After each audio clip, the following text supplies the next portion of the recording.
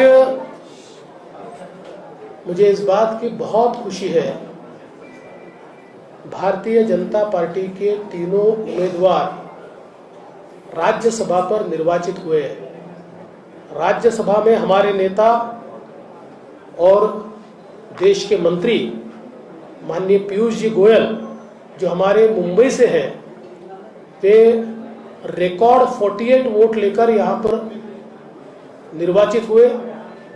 हमारे महाराष्ट्र के पूर्व कृषि मंत्री डॉक्टर अनिल बोंडे जी, ये भी रिकॉर्ड 48 वोट लेकर निर्वाचित हुए। पूर्व सांसद और फिर से सांसद बने धनंजय महाडिक जी, इन्होंने कोल्हापुर की पद्धति से कुश्ती लड़ते हुए अंतिम क्षणों में ऐसा धोबी पछाड़ लगाया, ऐसा दाव खेला कि जिसके कारण शिवसेना के पहले नंबर के अधिकृत उम्मीदवार श्री संजय राउत जी, इनसे भी ज्यादा वोट लेकर धनंजय महाडिक जी चुनकर आए। मैं ऐसा मानता हूं कि निश्चित रूप से हमारी महाराष्ट्र की जो टीम है, माननीय चंद्रकांत दादा पाटिल इनके नेतृत्व में जो काम हुआ है, उस नियोजन के कारण ये विजय हमको मिली है। मैं ऐसा मानता हूं कि इस विजय के बाद जो बात मैं लगातार कह रहा था कि 2019 में महाराष्ट्र की जनता ने मोदी जी पर विश्वास रखते हुए महाराष्ट्र में बीजेपी को चुनकर दिया और साथ में शिवसेना को चुनकर दिया, और जिस प्रकार से हमारी पीठ में खंजर घोंपकर एक सरकार तैयार की गई, ये अंतर विरोध से भरी हुई सरकार चल नहीं पाएगी, काम नहीं कर पाएगी। चल तो रही है, लेकिन मुख्यमंत्री जी की कार चल रही है, सरकार बंद है, सरकार नहीं चल रही है। और आज जहां देश में 8 वर्षों में माननीय मोदी जी ने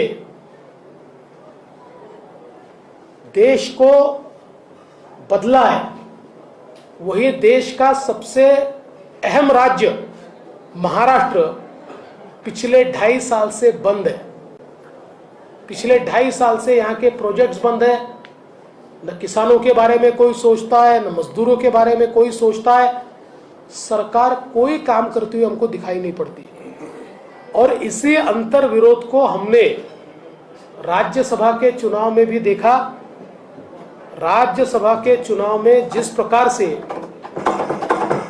हमको वोट मिले हैं, जिस प्रकार से अपनी सत्सद विवेक बुद्धि को जागृत कर कई एमएलएज ने हमको चुनकर दिया है, उन सबका मैं आभार व्यक्त करता हूं। मुझे ऐसा लगता है कि ये जो अभी खिसियानी बिल्ली खंबा नोचे वाली स्थिति महाविकास आघाड़ी की दिखाई पड़ रही है, लोगों को विक्टिमाइज करने की जगह उन्होंने इस हार से ये सीखना चाहिए कि जनता में भी अनरेस्ट है और उनके एमएलएज में भी अनरेस्ट है, और ये अनरेस्ट रिफ्लेक्ट हो रहा है। और इसलिए अपने कारोबार को सुधारने का प्रयास महाविकास आघाड़ी ने करना चाहिए। जिस प्रकार का भ्रष्टाचार, अनाचार, दुराचार, अत्याचार महाराष्ट्र में देखने को मिल रहा है, महाराष्ट्र की जनता उससे निजात चाहती है, और उसी का रिफ्लेक्शन आने वाले सारे चुनावों में देखने को मिलेगा और महाविकास आघाड़ी परास्त होगी। मैं हमारे तीनों चुनकर आए हुए सांसदों का बहुत बहुत अभिनंदन करता हूं।